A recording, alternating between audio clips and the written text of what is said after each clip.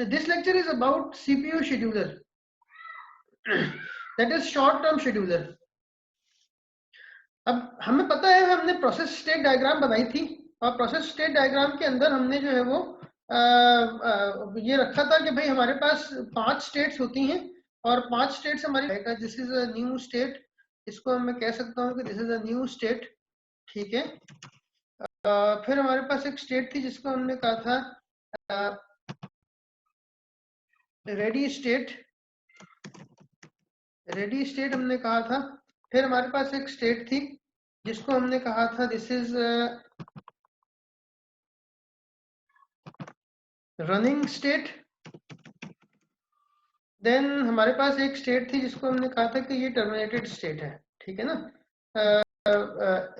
Terminated state है, ठीक है ना।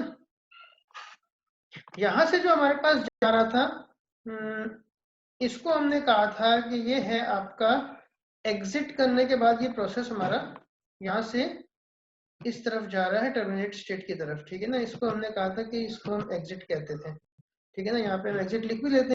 इसका मतलब ये होता है कि सीपीयू शेड्यूलर जो है वो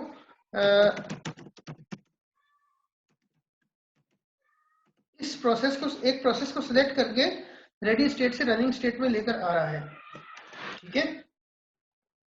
रनिंग स्टेट में एक प्रोसेस है, उसको जो है वो वापस रेडी स्टेट में लेकर आना है, ठीक है। उसके लिए हम लोग जो है वो टर्मिनोलॉजी यूज करते हैं इंटरप्ट की, ठीक है।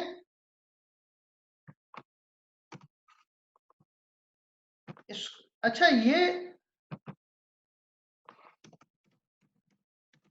ये इंटरप्ट वो नहीं है कि जो कि हम कंप्यूटर आर्किटेक्चर में या कंप्यूटर ऑर्गेनाइजेशन में पढ़ते हैं। वो इंटरप्ट डिफरेंट है। वो इनपुट या आउटपुट करते वक्त सीपीयू को इंटरप्ट किया जाता है, वो एक अलग कॉन्सेप्ट है। उसको आप इसके साथ जो है वो नहीं कीजिएगा, मिक्सअप नहीं कीजिएगा, ठीक है। इसको मिक्सअप करने से ये होता है कि आप दो चीजों को एक साथ जब पढ़ते हैं तो फिर आप जो है वो कंफ्यूजन का शिकार हो जाते हैं। So you should keep things as simple as possible. हम इस वक्त ऑपरेटिंग सिस्टम्स की बात कर रहे हैं और सिंपल इंग्लिश की टर्म में इंटरप्ट करने का मतलब ये है कि एक प्रोसेस जो रनिंग स्टेट में है उसको इंटरप्ट करके वापस जो है वो रेडी स्टेट में ले आया गया, ठीक है ना। इसी तरीके से हमारे पास यहाँ से हमने जो प्रोसेस स्टेट डायग्राम बनाई थी, हमारे पास न्यू स्टेट जो है वो जब ज्वाइन करता है तो यहाँ पे आ जाता है न्यू स्टेट से जो कोई प्रोसेस आता है। हमारे पास एक स्टेट थी जो हमने नीचे बनाई थी और वो स्टेट हमारी थी जिसको हम कहते हैं वेटिंग स्टेट, ठीक है ना। अब यहाँ पे मैं थोड़ा सा रखना चाहूंगा, आप लोगों को थोड़ा सा दोबारा रिकैप करवाना चाहूंगा। वेटिंग स्टेट वो स्टेट है जिसमें process is waiting for an IO और इवेंट कंप्लीशन, राइट।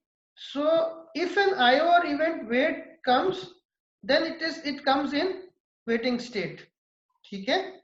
आईओ और इवेंट आया और ये वेटिंग स्टेट में आ गया, ठीक है ना। IO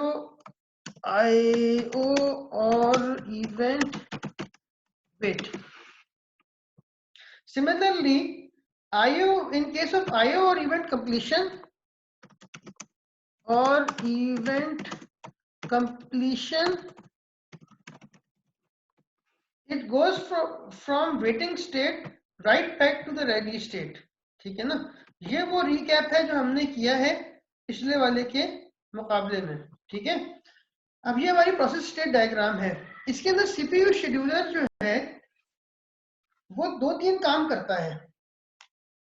Number 1, it brings processes from running state to ready state, right? Number 2, it brings processes from running state to waiting state. Number 3, it brings processes from waiting state, from running state to terminated state. And number 4, it brings processes from waiting state to running state. यानी कि एक आपका आ गया यहां से दोबारा repeat कर देता हूँ, शायद थोड़ा सा कंफ्यूजन हो गया हो। दो काम करता है ये रनिंग स्टेट में। अगर एक प्रोसेस रनिंग स्टेट में है तो उसको या तो वो रेडी स्टेट में लेके आ जाएगा और या फिर वो वेटिंग स्टेट में लेकर आ जाएगा। ठीक है, अगर एक प्रोसेस रनिंग स्टेट में है तो उसको वो टर्मिनेटेड स्टेट में भी लेकर जा सकता है। These are the three things जो कि रनिंग स्टेट से तीन एरोज निकल रहे हैं, वो तीन जगह पे शेड्यूलर, सीपीयू शेड्यूलर या शॉर्ट टर्म शेड्यूलर इसको लेके जा सकता है। एक काम जो वो ये करता है वो और ये करता है कि अगर वेटिंग स्टेट में एक प्रोसेस है और उसका आईओ इनपुट आउटपुट कुछ उसको करना था, वो कंप्लीट हो गया, तो उसको दोबारा वो रेडी स्टेट में वापस लेके आ जाता है। राइट,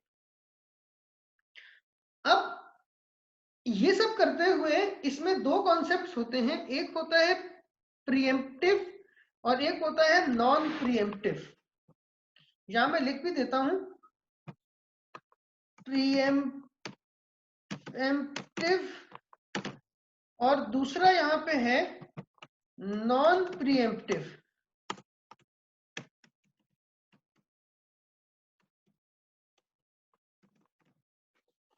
अच्छा, ये प्रीएम्पशन क्या चीज है? What is preemption? Preemption basically एक कॉन्सेप्ट है कि हम कोई एक चीज किसी के पास मौजूद है, हम उससे जबरदस्ती ले रहे हैं, इसको हम कहते हैं प्रीएम्पशन।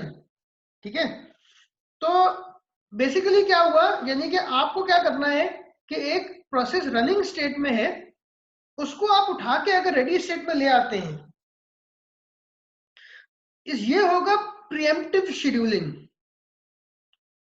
रीजन क्या है कि अगर एक हमने रेडी स्टेट को हमने पहले समझा था कि रेडी स्टेट एक ऐसी स्टेट है कि जिसके अंदर वो प्रोसेसेस होते हैं जिनको अगर आज मौका मिले सीपीयू पे जाने का, प्रोसेसर पे जाने का, तो वो आज प्रोसेसर पे चले जाएं, यानी अभी के अभी मौका मिले तो अभी चले जाएं वो, यानी कि they want to go to the processor but they are not getting the chance. Now, if you bring a process from running state back into a ready state, it means that the process still wants to go to the processor, but it is not getting the chance. तो CPU scheduler ने क्या किया है कि उससे जबरदस्ती processor को छीन के उसको रेडी स्टेट में वापस लेके आया है ताकि दूसरे प्रोसेसेस को CPU पे मौका मिल सके। इसको हम कहते हैं प्रीएम्पशन। अच्छा, बास केसेस के अंदर प्रीएम्पशन नहीं होती। दूसरा केस जिसमें प्रीएम्पशन नहीं है वो कौन सा केस है? If a process is in running state and it has completed its execution and it has given the exit command and now it is going to the terminated state. So the process which is going to the terminated state has already ended on its own. जब वो अपने own पे अपने उसकी execution खत्म हो गई है तो अब जरूरत नहीं है कि हम उसको जो है वो रेडी स्टेट में लेकर आए। ठीक है, वो जाएगा टर्मिनेटेड स्टेट में।